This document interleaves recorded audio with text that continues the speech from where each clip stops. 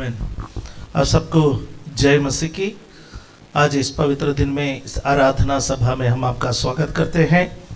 Hallelujah. परमेश्वर की उपस्थिति हमारे बीच में है।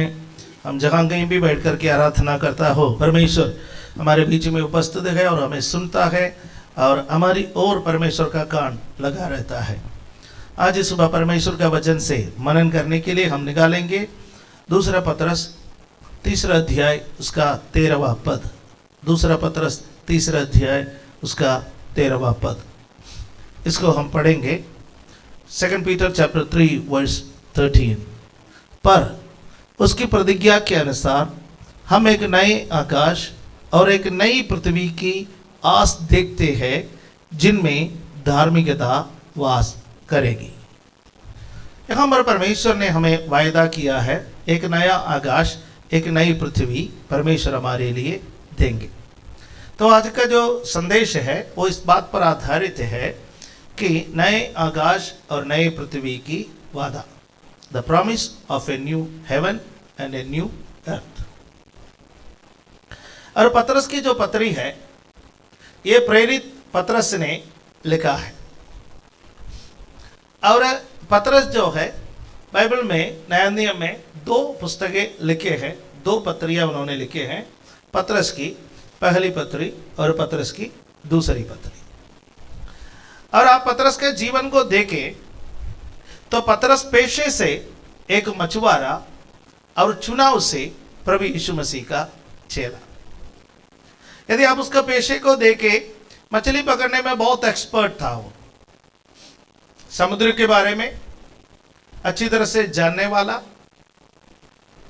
फिशिंग टेक्नोलॉजी के बारे में अच्छी तरह से जानने वाला, उस वक्त का अपना नाव अपना जाल साथ में काम करने वाले पतरस के पास थे।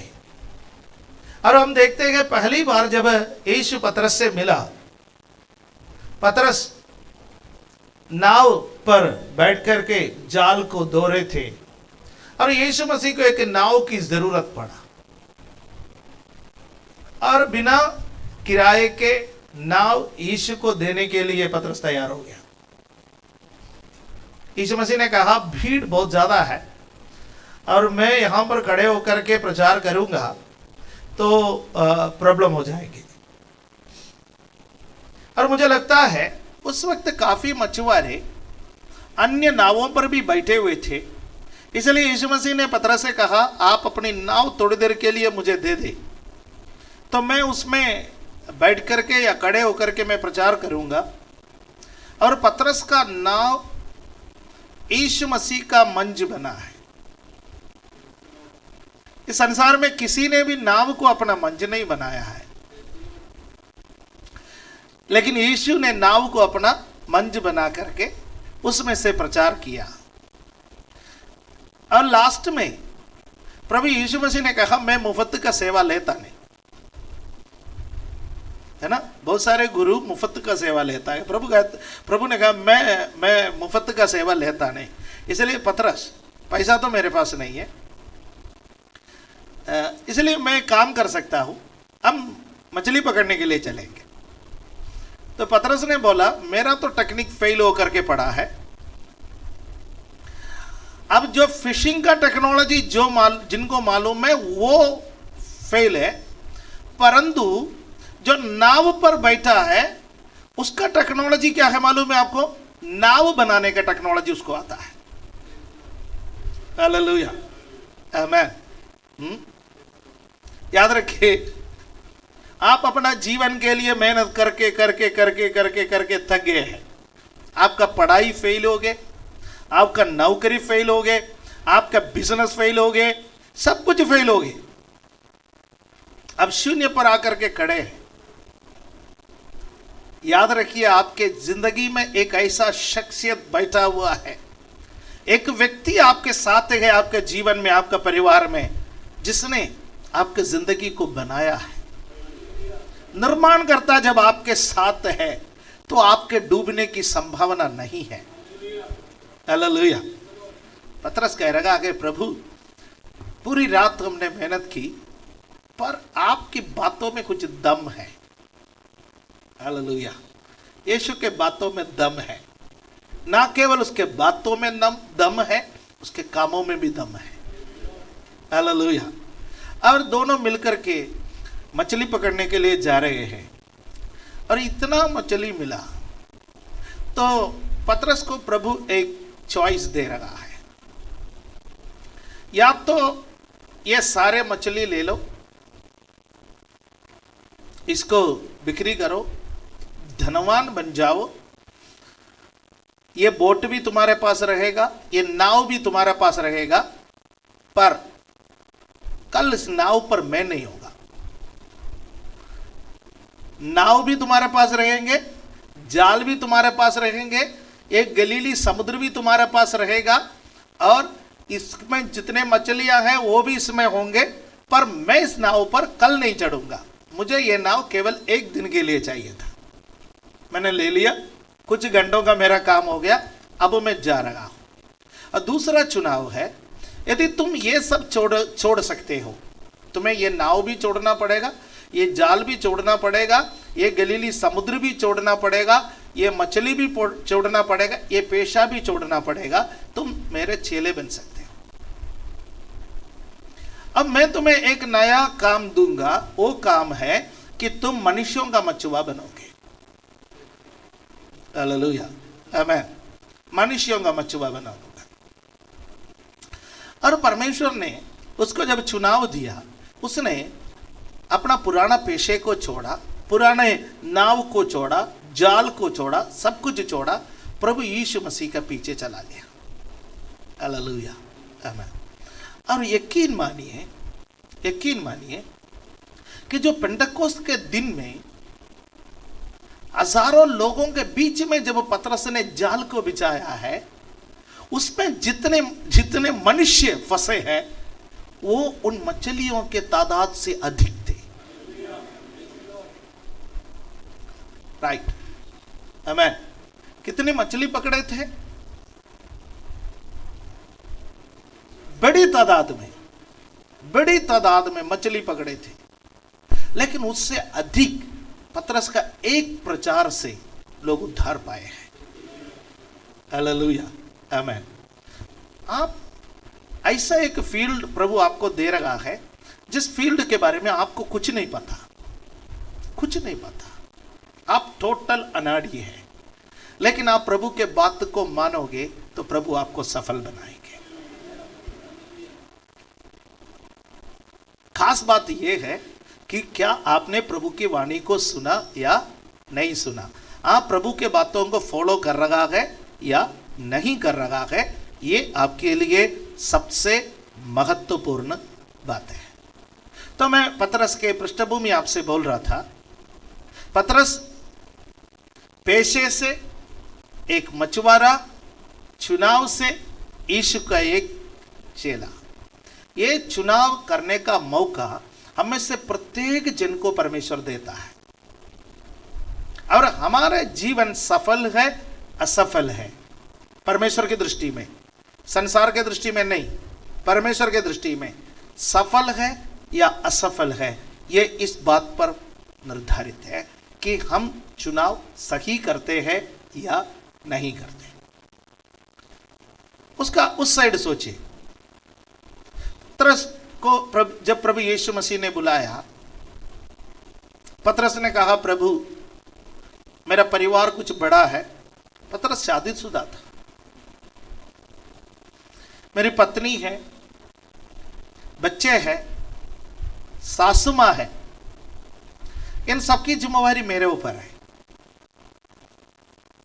और मैं आपका पीछे चलेंगे तो ये सब छोड़ेगा तो मेरे परिवार वाले क्या खाएंगे, क्या पिएंगे, कैसा रहेंगे। हमारी चिंता यही है ना, हम यही चिंता करते हैं, क्या खाएंगे, क्या पिएंगे, कहाँ रहेंगे, क्या पहनेंगे, आगे कैसा बढ़ेगा। और यदि पतरस ने ऐसा सोच करके यीशु मसीह से कह दिया होता कि आप चले जाइए, मैं मेरे पेशे में रहूंगा, तो हो सकता है वो एक बहुत बड़ा अमीर व्यक्ति बनता,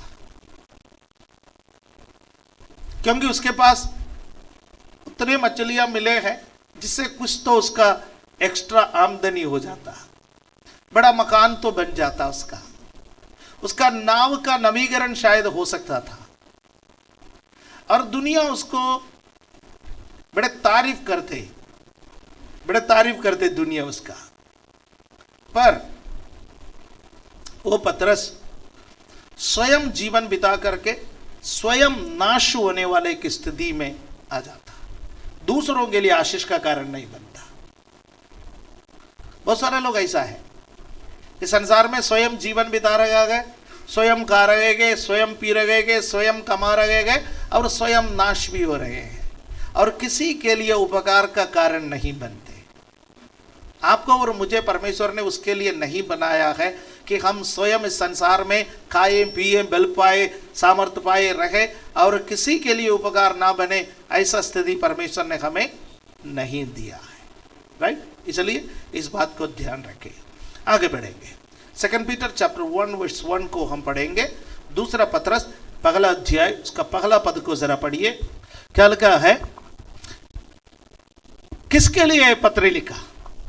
शिमोन पतरस की ओर से, जो यीशु मसीह का दास और प्रेरित है, उन लोगों के नाम जिन्होंने हमारे परमेश्वर और उद्धारकर्ता यीशु मसीह की धार्मिकता से हमारा जैसा बहुमूल्य विश्वास प्राप्त किया है। यह विश्वासियों के लिए लिखा गया पत्र है और वह विश्वास का खासियत भी लिखा है, हमारे समान बहुमूल्य विश्वास जिन लोगों ने पाया है उनके नाम पर है। तो यहूदी पृष्ठभूमि से बहुत सारे लोग विश्वास में आए हैं। जब आप पतरस की पहली पत्री पढ़ेंगे, वहां पर पतरस कह रहा है कि तितर बितर हुए उन 12 गोत्रों को मैं नाम लिखा हूं, उनके नाम ये पत्री है।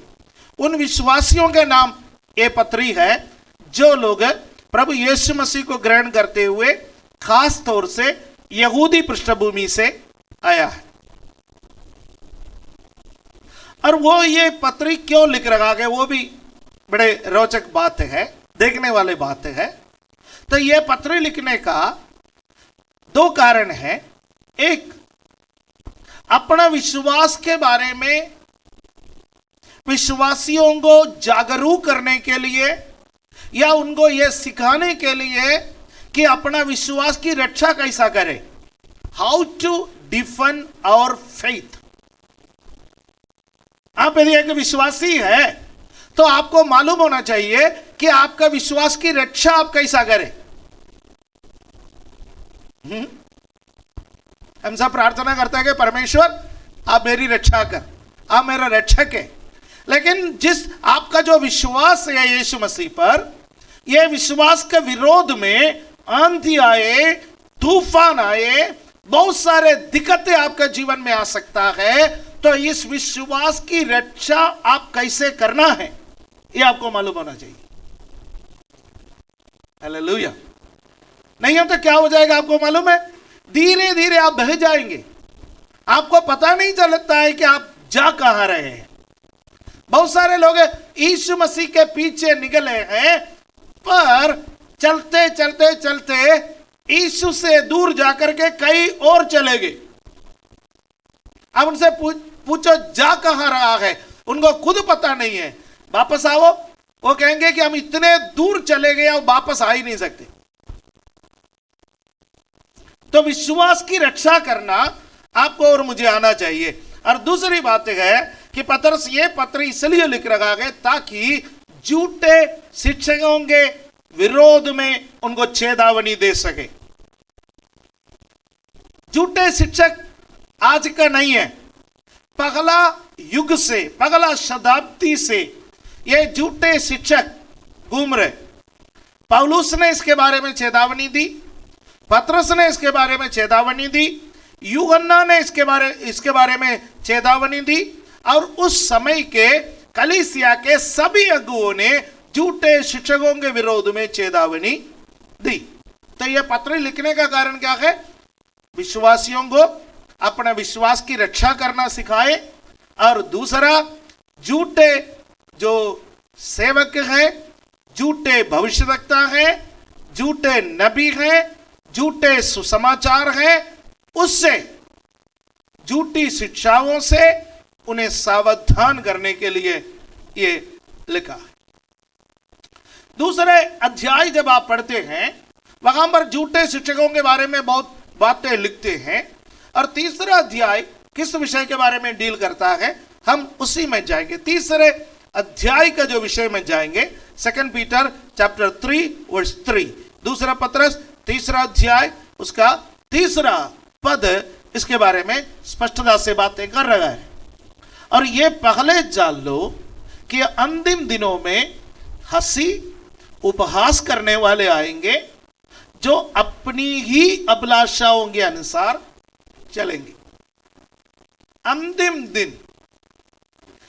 दिन में विश्वास के विरोध में उपहास करने वाले लोग उठ खड़े हो जाएंगे। जब आप कहेंगे आप एक विश्वासी हैं, जब आप कहेंगे आप बाइबल पर विश्वास करता है, तो उस प्रकार जब आप बातें करेंगे, आपके विश्वास को मजाक में उड़ाने वाले लोग, हंसी में उड़ाने वाले लोग उड़ खड़े हो जाएंगे। और वो क्या कहेंगे, वो भी इस पर लिखा है। और वे लोग कैसे लोग होंगे, जो अपनी ही अभिलाषाओं के अनुसार चलेंगे। विश्वास के मजाक उड़ाने वाले लोग, और दूसरा अपने ही अभिलाषाओं के अनुसार चलने वाले लोग। दो बातें फिर से, ये सब मैं धीरे धीरे इसलिए बोल रहा हूं ताकि आप मन में बिठा दे इन बातों को, है ना। जब कोई आपके विश्वास को हंसी मजाक में उड़ा देता है तो आप क्या समझोगे, आप अंतिम दिन में जीवन बिता रहे।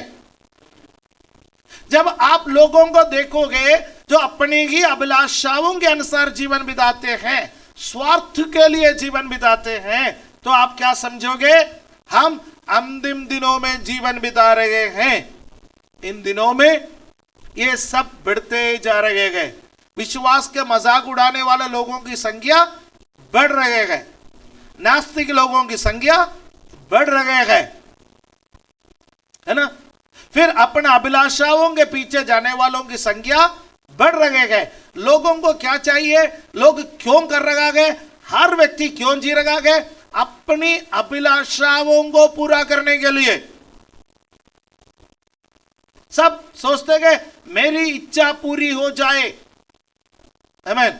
किसी के साथ रहता है क्यों, इच्छा पूरी हो जाए। किसी के साथ काम करता है क्यों, इच्छा पूरी हो जाए। किसी के साथ चलता क्यों, इच्छा पूरी हो जाए। और किसी दिन इच्छा पूरी नहीं होते तो सब दुश्मन बन जाते हैं, है ना। आप माता पिता बच्चों की इच्छा पूरी ना करो, माता पिता बच्चों के दुश्मन बनते हैं। दोस्त की इच्छा पूरी ना करे, दोस्त का दुश्मन बन जाते हैं, है ना।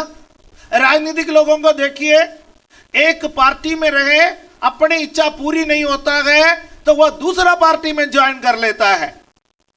विश्वासियों को देखिए, एक चर्च में रहे, अपनी इच्छा पूरी नहीं हो पा जाता है तो वह दूसरा चर्च ढूंढ लेता है।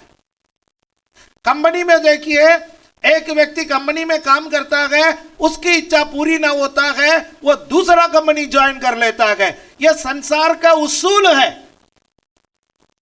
संसार क्या करता है, संसार में लोग अपनी इच्छा को पूरी करने के लिए चलता है। जब उसकी इच्छा पूरी नहीं होते तो वो उस समाज को छोड़ देता है।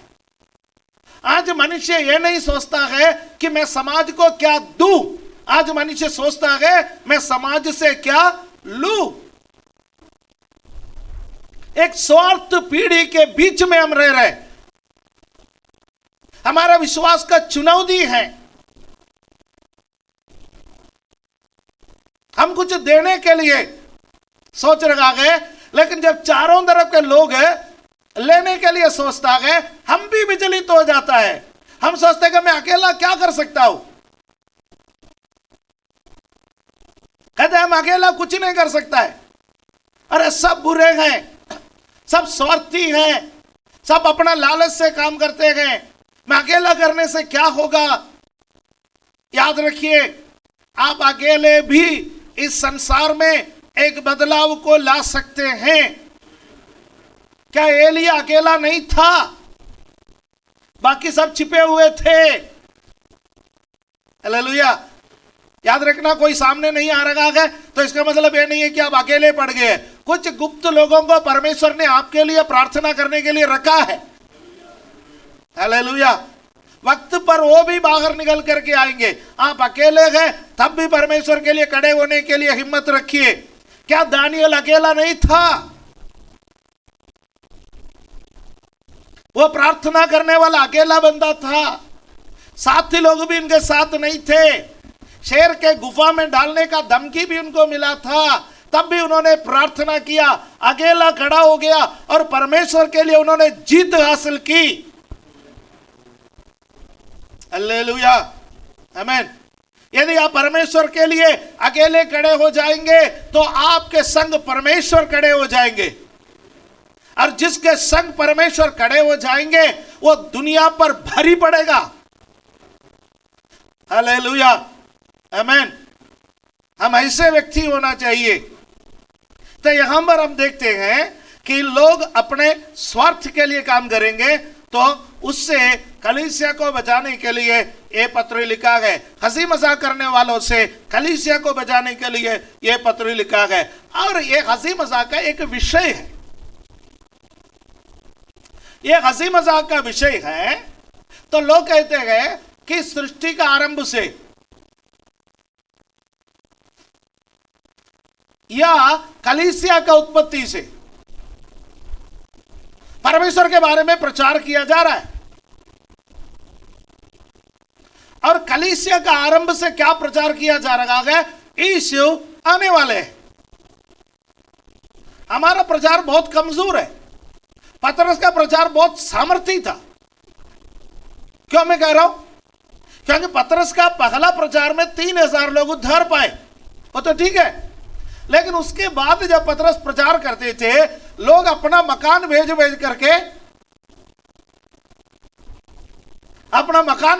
करके पैसा लेकर के पतरस के पैरों पर रखते थे। और पहला युग के कलीसिया में हम देखते थे, जैसा जैसा जरूरत होता था वैसा कलीसिया में पतरस और अन्य लोगों ने खर्च किया है। कितना सामर्थी प्रचार। आजकल पास्टर लोग, कई लोगों मेरे से शिकायत कर लेता है कि कहते हैं कि हम आरितवार का दिन दशमांश के बारे में प्रचार करते हैं, फिर भी कोई कुछ नहीं देता। कुछ लोगों से मैं कहता हूं, प्रचार करना बंद करो, प्रार्थना करना शुरू करो। सही नहीं है? कुछ लोग कहते हैं ऐसा, है ना? कैसा चलेंगे आगे, कैसा बढ़ेंगे? लेकिन पतरस का प्रचार इतना सामर्थी था, लोगों ने ना केवल दशमांश दिया बल्कि मकान भेज कर, एक मकान चाहिए भैया रहने के लिए, बाकी सब भेज दिया, खेतों को भेज दिया। अब हमें कुछ नहीं चाहिए क्योंकि यीशु जल्दी आने वाला है। 2000 वर्ष हो गया, यीशु अभी तक आया नहीं।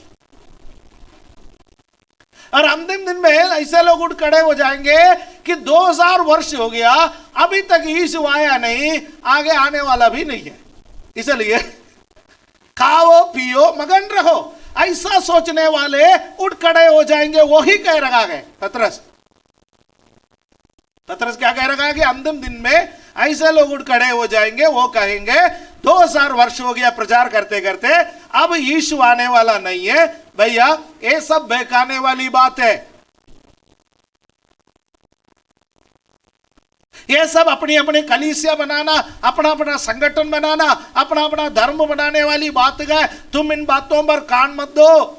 तुम्हें अपना संसारिक बातों पर ध्यान दो, पैसा कमाने में ध्यान दो, या अपना पीढ़ियों को बढ़ाने में ध्यान दो, बाकी सब छोड़ दो। ऐसे शिक्षा देने वाले अंतिम दिन में उठ खड़े हो जाएंगे। आप और मुझे सावधान रहने की जरूरत है। हालेलुया। मैं आपको बताना चाहता हूं, मसीहत का सबसे महत्वपूर्ण शिक्षा यीशु मसीह का दूसरा आगमन है। यदि यीशु का दूसरा आगमन नहीं है तो विश्वासियों में कोई आशा नहीं है, हम आशाहीन हो जाएंगे।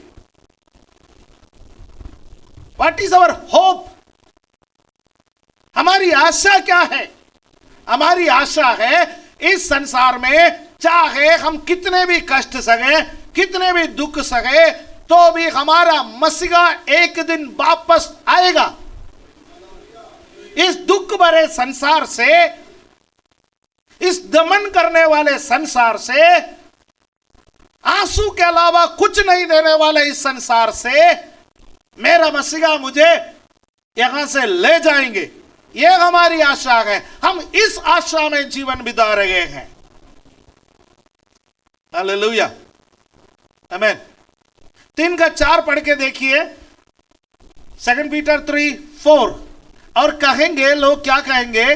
उसके आने की प्रतिज्ञा कहाँ गई? क्योंकि जब से पूर्वज सो गए हैं, सब कुछ वैसा ही है जैसा सृष्टि के आरंभ से था। यही मैं आपसे कह रहा था। ऐसा हंसी करने वाले, ऐसा टट्टों में उड़ाने वाले लोग खड़े हो जाएंगे कि भैया वैसा चल ही रहा है। हालेलुया। मुझे बहुत दुख के साथ ये कहना पड़ रहा है कि हमारे जवान पीढ़ी में किसी भी बात की कमी इन दिनों में पाया जाता है। तो वो किस बात की कमी पाया जाता है, आपको मालूम है? मसीह की आने की आशा की कमी। इसलिए वो इस सांसारिक बातों पर मन लगा के बैठे हैं। और कलीसिया, हमें प्रार्थना करने की जरूरत है कि हमारे जवान पीढ़ियों के अंदर मसीह की आने की आशा आ जाए, यह उम्मीद उनके अंदर आ जाए। प्रतिदिन वह मसीह के आने के इंतजार में अपना दिन को काटे। हालेलुया, आमीन। तो इसलिए ऐसे लोग खड़े हो जाएंगे और वो लोग क्या करेंगे? अपनी इच्छा के अनुसार चलेंगे। पहला कुरिन्थियों 15वां अध्याय उसका 19वां पद हमें क्या सिखा रहा है? 1 Corinthians chapter 15 verse 19। यदि हम केवल इसी जीवन में मसीह से आशा रखते हैं तो हम सब मनुष्यों से अधिक अभागे हैं। मैं अक्सर ये वचन प्रचार के बीच में कहता है। क्यों? क्योंकि इसको बार बार याद दिलाने की जरूरत है। इस वचन को ध्यान से देखिए। इस वचन में क्या लिखा हुआ है? यदि हम केवल इस जीवन में, केवल इस जीवन में, इसका क्या अर्थ है? एक और जीवन है। हालेलुया, एक और जीवन है। इस जीवन इधर है, पर यह जीवन एक दिन समाप्त हो जाएगा, खत्म हो जाएंगे एक दिन, है ना? नाक में रुई एक दिन, एक ना एक दिन तो लगेंगे। ऐसा तो नहीं है कि ये नाखून ही रह जाएंगे, कोई ना कोई तो लगाएंगे। उस दिन हम कहेंगे इस जीवन का समाप्ति है, ये जीवन समाप्त होंगे, पर इस मिट्टी के अंदर एक और जीवन है। हालेलुया। यह तो मिट्टी का बर्तन है। कुछ बर्तन लंबे हैं,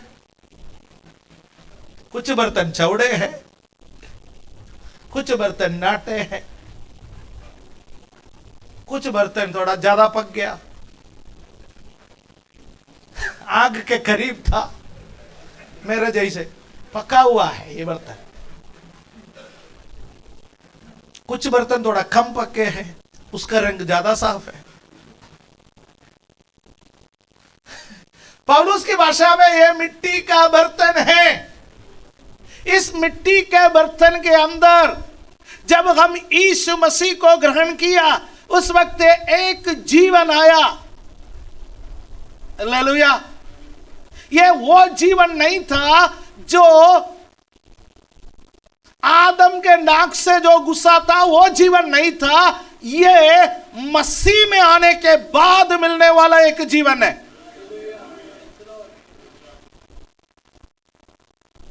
जो नाक से घुसता है वो नाक से निकल जाता है,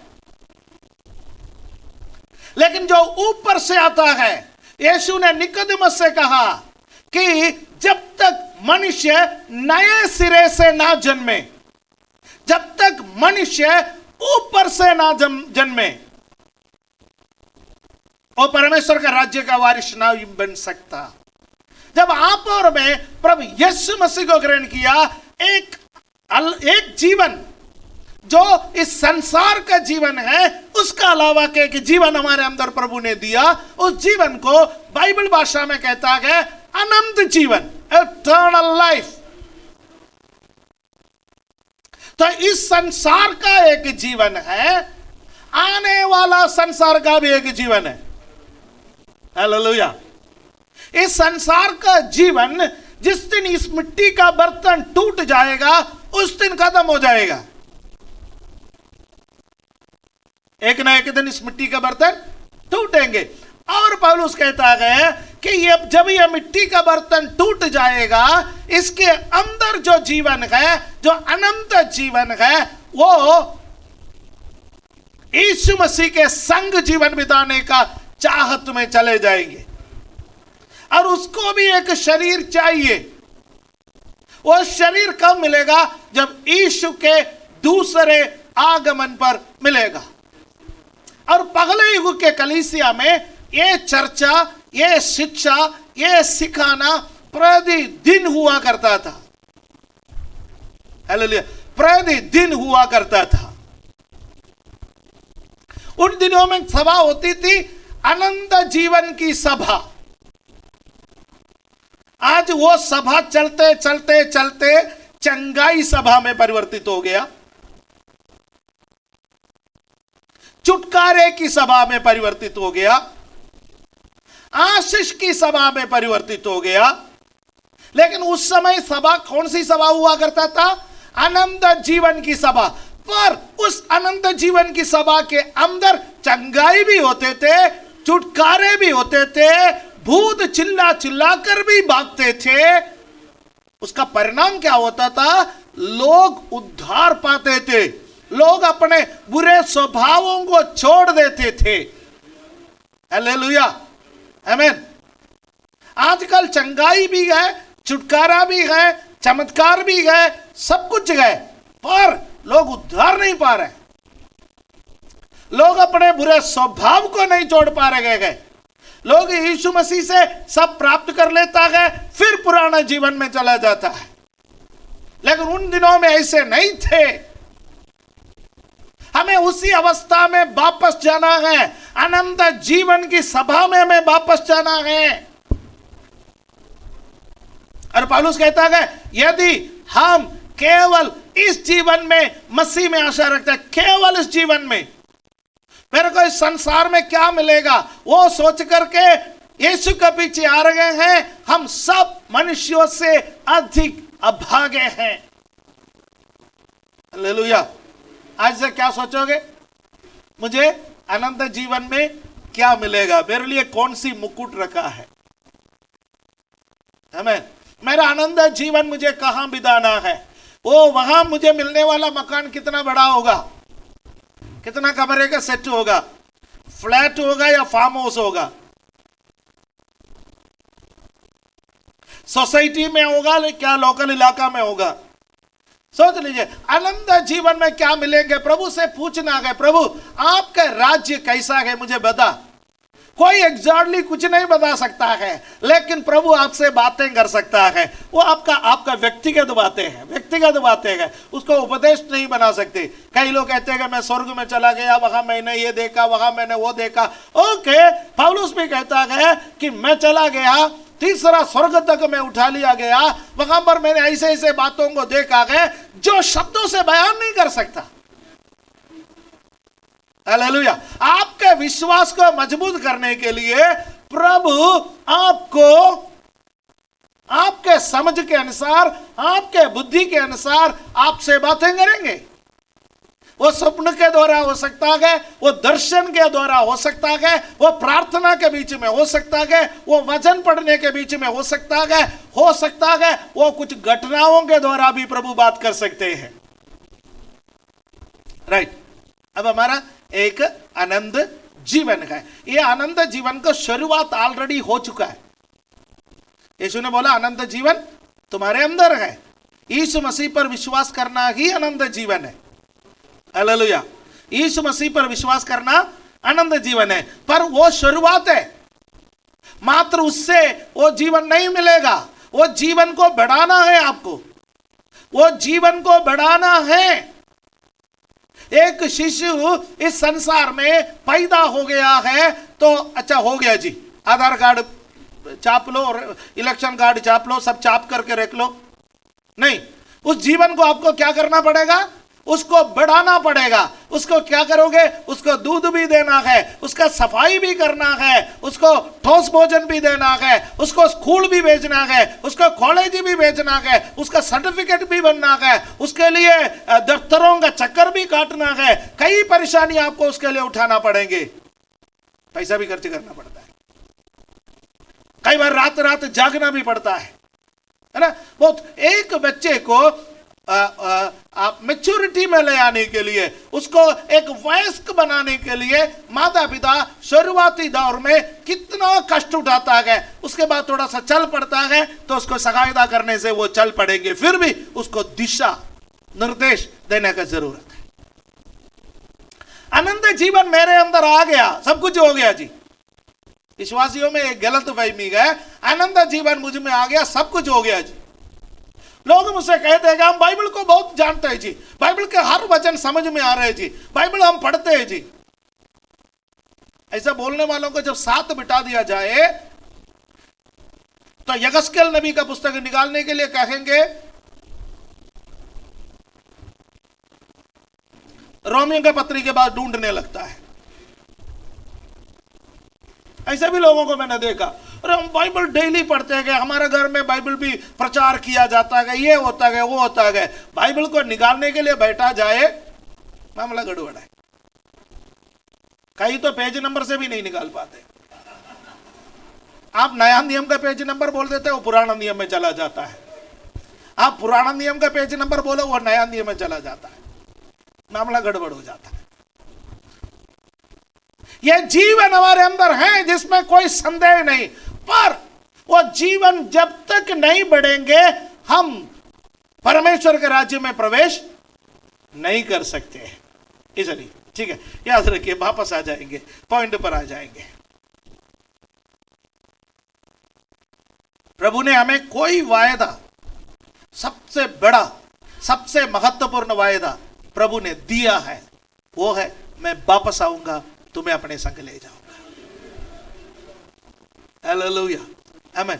बाकी सारे वायदा इस संसार में रहने का है ना, एक्साइटमेंट वाला वायदा। जब जब आप सोचते हैं, जब जब आप सोचते हैं, आपको उत्साह मिलने वाला एक वायदा है, मेरा प्रभु आएगा, वो मुझे अपने संग ले जाएगा। मेरा प्रभु आएगा, वो मुझे अपने संग ले जाएगा। हालेलुया। आपको और मुझे प्रभु के संग जाना है, वो सबसे बड़ा वायदा है। ओके, अब हम जाएंगे। अब इन लोगों को, जो प्रभु यीशु मसीह के दूसरे आगमन को हंसी मजाक में उड़ाने वाले लोगों के लिए यहाँ 5वां और 6वां पद में एक उदाहरण दिया गया है। वो उदाहरण उत्पत्ति का पुस्तक 6, 7, 8 अध्याय से लिया है। वो उदाहरण है नूह का उदाहरण। और ये नूह का उदाहरण में यहां पर बताया गया है कि परमेश्वर की जो सृष्टि है वो वचन के द्वारा परमेश्वर ने किया है। जरा पढ़े तब हम उसको समझेंगे।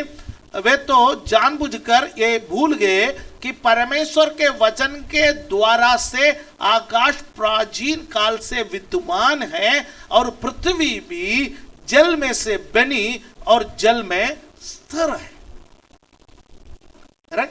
वचन से सारे सृष्टि हुई। आदि में परमेश्वर ने आकाश और पृथ्वी की सृष्टि की, उत्पत्ति 1 का 1। उसके बाद जब हम नीचे पढ़ते आते हैं तो यह पृथ्वी पानी से ढका हुआ था, पूरे पृथ्वी में पानी के अलावा कुछ नहीं था। बाद में परमेश्वर ने वो पानी को एक जगह में इकट्ठा होने के लिए कहेगा, वो समुद्र बना दिया। उसके बाद जो सूखी भूमि है उसको पृथ्वी बना दी, और उसमें परमेश्वर ने फिर जो कुछ भी कहा, पेड़ पौधे, जीव जंतु, सूरज चंद्रमा तारागण और अन्य जो उपयोगी बातों को, वस्तुओं को परमेश्वर ने इस पृथ्वी पर बना करके आकर परमेश्वर ने मनुष्य को इस पृथ्वी पर बनाया वचन से, या पृथ्वी जल में से निकला है, यह है इसका अर्थ। उसके बाद परमेश्वर ने यह पृथ्वी मनुष्यों को रहने के लिए दिया। मनुष्य ने पाप किया। उत्पत्ति का पुस्तक जब 6वां अध्याय में आया, परमेश्वर ने कहा नहीं, इनके लिए अब वादोवाद करते मैं नहीं रहूंगा, मैं मनुष्य के लिए वकालत करना छोड़ दूंगा। वकालत करते करते करते करते मैं परेशान हो गया, क्योंकि मनुष्य के अंदर जो कुछ भी है वो सब कुछ बुरा है, करता बुरा, सोचता बुरा और जी रहा है बुरा करने के लिए। इसलिए अब इस मनुष्य को मैं नाश करूंगा। परमेश्वर ने नूह के समय पर जल प्रलय के द्वारा समस्त सृष्टि को नाश किया। नूह 120 वर्ष प्रचार की, भैया यह पृथ्वी नष्ट होने वाला है, इस पृथ्वी पर जल प्रलय आने वाला है। समुद्र के किनारे में जहाज बनाया जाता है, लेकिन नूह ने जो जहाज बनाया वो सूखी भूमि पर बनाया। लोगों ने पूछा, चाचा जी करोगे क्या? यहां बच्चों के लिए घूमने फिरने का कोई स्थान बना रहे हो आप? क्या कोई वाटर थीम पार्क बना रहे हो जिस पर आप इस नाव को चलाओगे? इतना बड़ा नाव कहां चलेगा? नूह ने बोला बारिश आने वाला है, परमेश्वर आकाश के झरोखे खोलेंगे, वहां से बारिश आएगा। लोगों ने बोला बारिश को हमने कभी देखा नहीं, ऊपर पानी कहां से आ गया? पानी तो नीचे के ऊपर का टंकी भर के रखा है, क्या परमेश्वर टूटी खोलेगा? किसी ने कभी बारिश को देखा नहीं था उस वक्त। बाइबल में लिखा गया उस वक्त ओस पड़ते थे, उसके अलावा क्या हो जाता था कि जमीन के नीचे से पानी ऊपर को आ जाते थे। नाइट में, रात में वाटर लेवल ऊपर हो जाता था, फिर नीचे को हो जाता था। बाद में ये सिस्टम खत्म कर दी, नहीं है तो रात में मोटर लगा के सब बैठ जाते। हम तो बहुत चतुर है, रात में आए दिन में आए, 24/7 ड्यूटी ऑन ड्यूटी। उस समय नीचे से पानी वाटर लेवल ऊपर हो जाता था और मिट्टी में नमी आ जाते थे, फिर पानी नीचे को चले जाते थे। उस स्थिति में वहां पर आता था। बारिश को किसी ने देखा नहीं। 120 वर्ष प्रचार किया, कोई तो आओ उद्धार पाओ। जहाज का दरवाजा बंद होने वाला है, बंद होने से पहले आ जाओ, सब लोग आओ। सबने कहा चाचा तू ही घुस जा, हम ना आना चाहता। शुक्र है बीवी बच्चों ने विश्वास किया।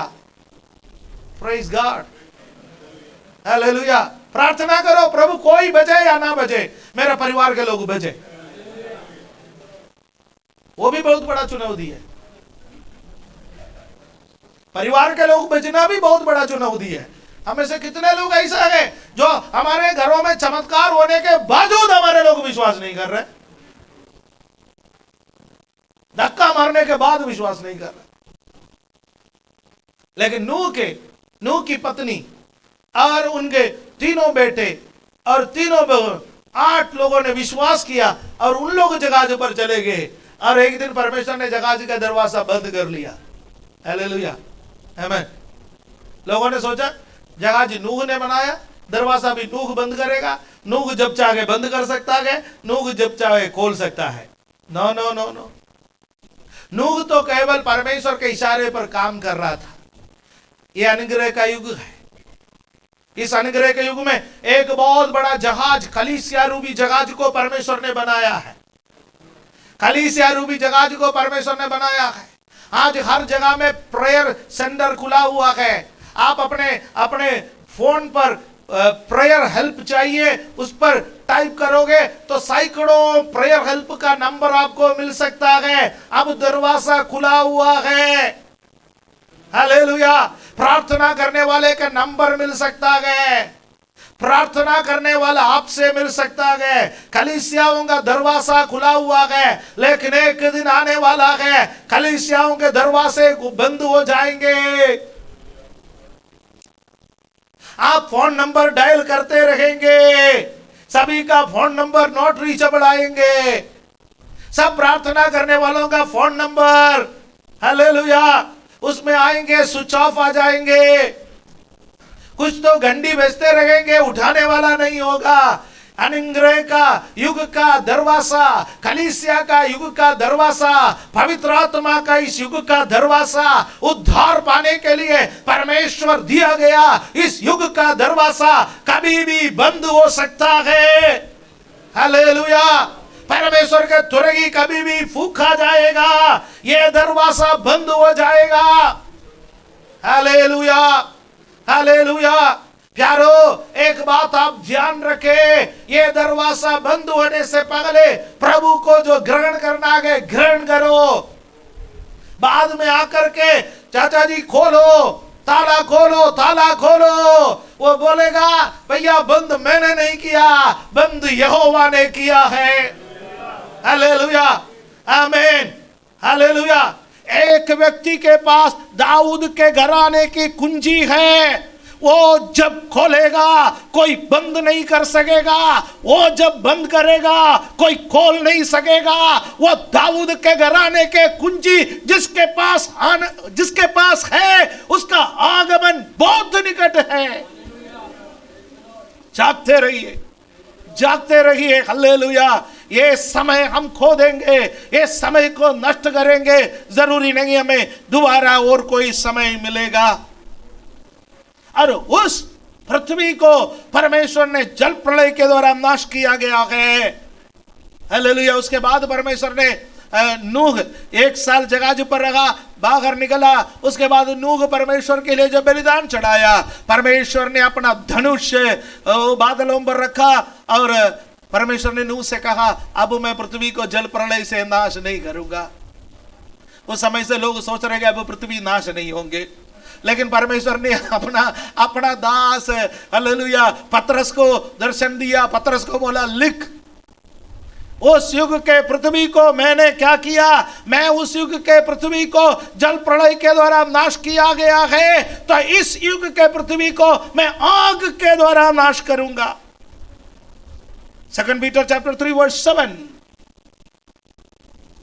पर वर्तमान काल के आकाश और पृथ्वी उसी वचन के द्वारा इसलिए रखे हैं कि जलाए जाए, और वो भक्तिहीन मनुष्यों के न्याय और नाश होने के दिन तक ऐसे ही रखे रहेंगे, ऐसे ही रखे रहेंगे। हालेलुया, आमीन। सारे दुनिया, सारे राष्ट्र अपने मिसाइलों की संख्या बढ़ाते जा रहा है, बॉम्बों की संख्या बढ़ाते जा रहा है। बहुत सारे बॉम्बे बना करके अंडरग्राउंड में रखे जा रहा है। बाइबल में लिखा है ऐसे ही रखे रहेंगे जब तक परमेश्वर ना कहे। एक दिन परमेश्वर कहेगा इनको बटन दबाने की जरूरत नहीं है, बटन ऊपर से दबेगा, इन सब का बटन फेल हो जाएगा, लेकिन ऊपर से दबने वाला बटन कभी फेल नहीं होगा। इस पृथ्वी को आग के जरिए से परमेश्वर नष्ट करेगा। इस पृथ्वी का तत्व पिघल जाएगा, हर एक एलिमेंट इस पृथ्वी का पिघल जाएगा। आग के द्वारा परमेश्वर इस पृथ्वी को नष्ट करेंगे। हालेलुया। तो हमें क्या करना है? What is our responsibility? 2-3 बातें बता करके मैं समाप्त करूंगा जल्दी। और रिस्पॉन्सिबिलिटी क्या है? इसमें एक वचन है, 8वां वचन, 2 पीटर चैप्टर 3 वर्स 8। उसको मैं पढ़ करके उसको एक्सप्लेन करके फिर मैं आगे बढ़ूं। है प्रियो, ये एक बात तो तुमसे छिपी ना रहे कि प्रभु के यहाँ एक दिन 1000 वर्ष के बराबर है और 1000 वर्ष एक दिन के बराबर है। भजन 90 का 4 में भी ये लिखा है। ठीक है, यहां पर प्रभु के दृष्टि में एक दिन 1000 वर्ष, 1000 वर्ष एक दिन के बराबर है। ये कोई उपदेश या कोई शिक्षा नहीं है कि ये हम भविष्यवाणी में इस्तेमाल करें। ये फिर क्या है, ये बताता है कि प्रभु हमारा जो परमेश्वर है वो समय से परे है।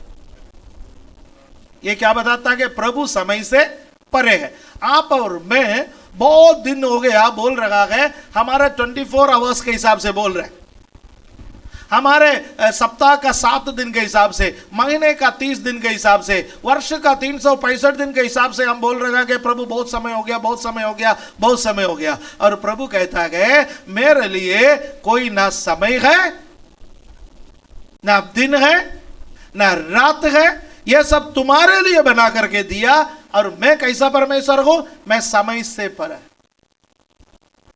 मैं समय से परे। हालेलुया, आमेन। इन्फिनिट गॉड, टाइमलेस गॉड, उनको आप समय सीमा पर बांधने का कोशिश मत कर लीजिएगा। यदि हम परमेश्वर को समय सीमा पर बांधने का कोशिश करेंगे तो हम मुश्किल में फंस जाएंगे, हम समझ नहीं पाएंगे। इसलिए परमेश्वर के बारे में चर्चा करते हैं, लोग समझ नहीं पाता है, क्योंकि हम सब सीमित हैं। सीमित व्यक्ति असीमित परमेश्वर को कैसे जानेंगे? राइट, हालेलुया, आमेन। हमारी बुद्धि सीमित है, परमेश्वर की बुद्धि असीमित है। हमारी देखने का एक सीमा है, परमेश्वर का देखने का कोई सीमा नहीं है। हम थोड़ी बहुत जानते हैं, वो सब कुछ जानते हैं। वो शुरू से अंध को देखने वाला परमेश्वर, हालेलुया। हम तो अंध होने के बाद शुरू नहीं देख पा रहे। वो शुरू में अंध को देखने वाला परमेश्वर है। उसको समय पर बांध करके इतना दिन हो गया प्रभु नहीं आएंगे सोच करके अपना विश्वास का कमजोर मत कीजिए। और रिस्पॉन्सिबिलिटी हमें क्या करना चाहिए? 2 पीटर 3:11। तो जबकि ये सब वस्तुएं इस रीति से पिघलने वाली है, तो तुम्हें पवित्र चाल चलन और भक्ति में कैसे मनुष्य होना चाहिए? याद रखिए, हमें पवित्र चाल चलन, मुझे क्या करना चाहिए? यीशु कभी भी आ सकता है, यीशु कभी भी आ सकता है। इसलिए मेरा चाल चलन कैसा होना चाहिए? पवित्र। मुझे पवित्र चाल चलन में जीवन बिताना है, नंबर 1। नंबर 2, भक्ति। भक्ति क्या है? भक्ति में शक्ति है। भक्ति क्या है? यीशु मसीह के बारे में लिखा है कि वो भक्ति करता था, वो भक्ति करता था, है ना? वो सुबह सुबह भक्ति करने के लिए जाता था। हम उसको प्रार्थना कहते हैं। भक्ति का अर्थ है परमेश्वर के संग समय बिताना। भक्ति करने का क्या अर्थ है? परमेश्वर के संग समय बिताना। जितना अधिक आप परमेश्वर के संग समय बिताओगे उतना अधिक आप बदलते जाओगे। और परमेश्वर के संग समय बिताने का कई तरीका है। एक तरीका प्रार्थना में समय बिताओ, एक तरीका बाइबल पढ़ने में समय बिताओ, एक तरीका आराधना में, वर्शिप, गीतों का माध्यम से आराधना करते हुए परमेश्वर के संग समय बिताओ। परमेश्वर के संग समय बिताओ। जितना अधिक आप परमेश्वर के संग समय बिताओगे उतना अधिक आपका भक्ति बढ़ेगा। और प्रभु यीशु मसीह के बारे में लिखा गया है, भक्ति के कारण उसकी प्रार्थना सुनी गई।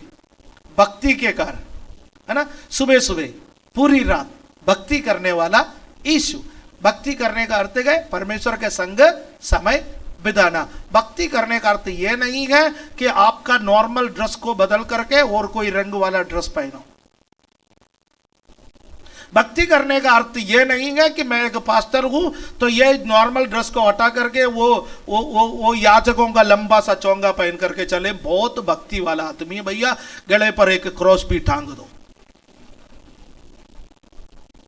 थोड़ा भारी होना चाहिए ताकि मुझे महसूस हो जाए मैं यीशु मसीह का क्रूस को टांग करके चल रहा हूं।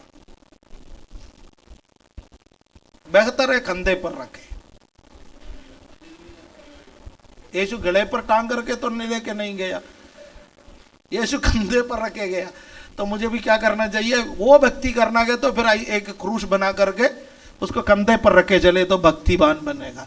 तो ये वेशभूष का भक्ति नहीं है, बाइबल का भक्ति। समझ में आया ना? वेशभूष का भक्ति नहीं है, बाइबल का भक्ति। हर धर्म में वेशभूष का भक्ति है, हर धर्म में, ठीक। और दूसरा किसी धर्म के बारे में बोलने का हक हमें नहीं है। हम अपने के बारे में बात कह सकते हैं कि हमारे में भी बहुत सारे लोग भक्ति करते हैं। कैसे भक्ति करते हैं? चोंगा पहन करके भक्ति करने वाले लोग हैं, गले में क्रूस टांग करके भक्ति करने वाले लोग हैं। वो भक्ति यहाँ नहीं कह रहा है। यहाँ का भक्ति परमेश्वर के संग समय बिताना, that's all.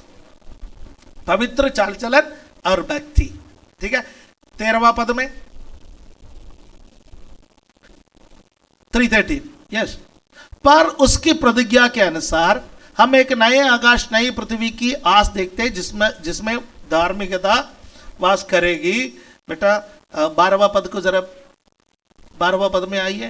Okay, thank you. और परमेश्वर के उस दिन की प्रतीक्षा किस रीति से करना चाहिए और उसके जल्द आने के लिए कैसा यत्न करना चाहिए जिसके कारण आकाश आग से पिघल जाएंगे। परमेश्वर के उस दिन की प्रतीक्षा किस रीति से करना चाहिए? आपको और मुझे क्या करना चाहिए?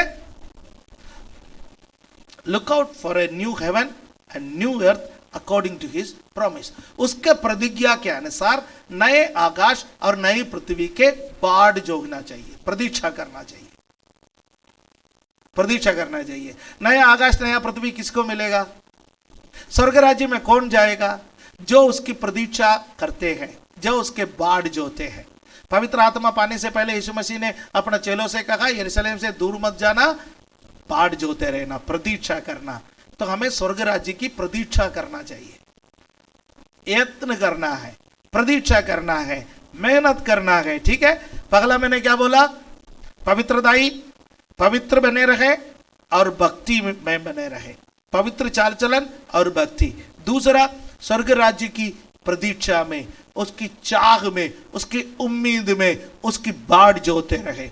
और 14 में तीसरा बात लिखा हुआ है, 14। इसलिए है प्रियो, जबकि तुम इन बातों की आस देखते हो तो यत्न करो कि तुम शांति से उसके सामने निष्कलंक और निर्दोष ठहरे। निष्कलंक और निर्दोष ठहरने के लिए यत्न करें। फिर से मैं कहना चाहता हूं, निर्दोष और निष्कलंक ठहरने के लिए आप यत्न करें। फॉर एग्जाम्पल, यहां पर मैं इंग्लिश में जब उसको पढ़ा है, उसको 2 शब्द लिखा हुआ है, अनस्पॉटेड एंड ब्लेमलेस। अनस्पॉटेड और ब्लेमलेस, दाग धब्बे वाले ना बने, निर्दोष बने। ये बलिदान के जो बकरा चुना जाता है उसके साथ इस्तेमाल करने वाला शब्द है। मैं एक उदाहरण आपको बताए तो मुझे कोई गलत ना समझे। किसी महिला के चेहरे पर कोई दाग आ जाए, क्या करेगी वो? कोई धब्बा, कोई दाग, किसी की वजह से एक बूंद तेल ही गिरा हो, कुछ भी हो, कितना परेशान होंगे। डॉक्टर के पास जाएंगे, ट्रीटमेंट करेंगे, कुछ ना कुछ क्रीम लगाएंगे। अरे आदमी लोग करता है कि फिर महिला के तो दूर की बात है। आदमी लोगों के चेहरे पर, हम लोगों के चेहरे पर कोई दाग धब्बे आ जाए, कुछ आ जाए, हम परेशान होते हैं ना। हमारे चेहरे पर जब कोई दाग आए, कोई धब्बा आ जाए, कोई सफेद बाल आ जाए, कुछ आ जाए, तो हम लोग उसका ट्रीट करने के लिए क्या क्या नहीं करते।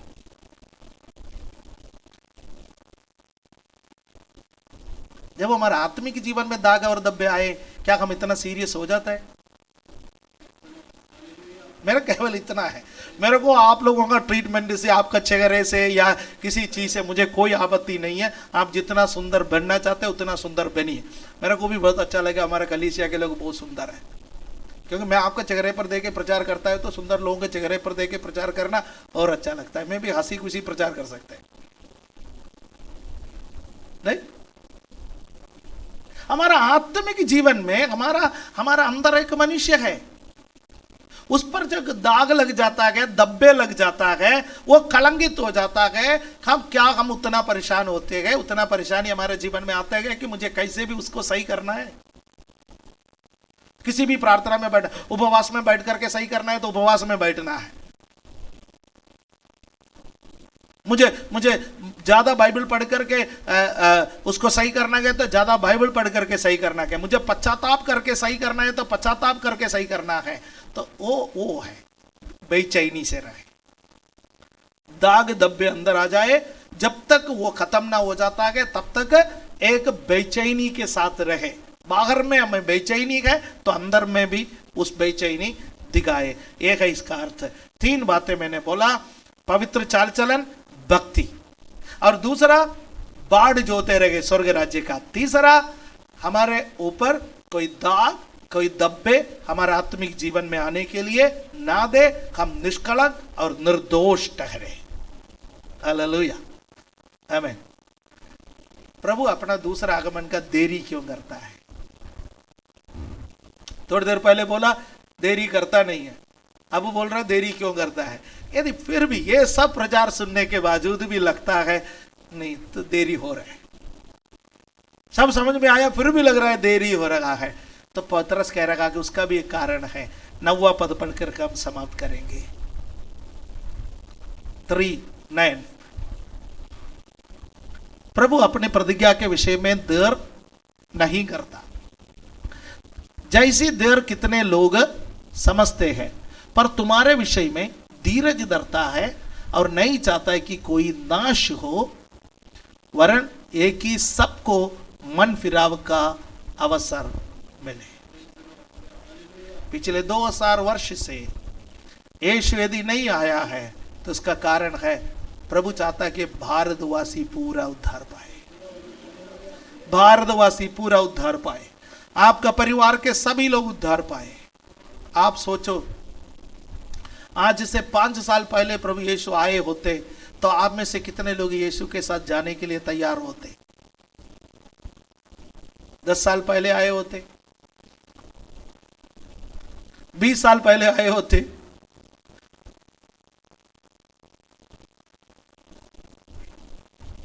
देखिए प्रभु हमारे बारे में सोचता है, हमारे बारे में सोच करके इतना धीरज धरा, हमें अपना संतान बनाया। और भी लोग हैं जिसके बारे में प्रभु सोचते हैं।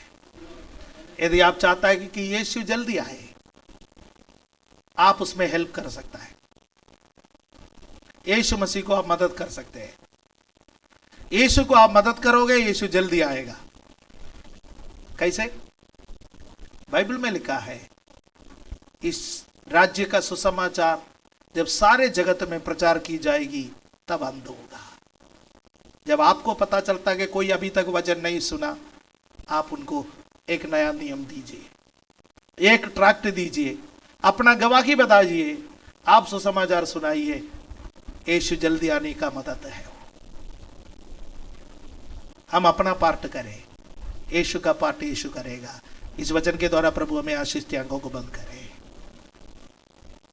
अपने आप को समर्पण करें। रिमना धिगला धिबरा धीरा शमदर धीरा रीमा मा मामा। स्वर्गीय पिता, इस वक्त आपकी उपस्थिति में हम आते हैं, आपकी आगमन की खुशी हमें दे। जैसा आपका वचन में हम पढ़ा है, पिता परमेश्वर, हम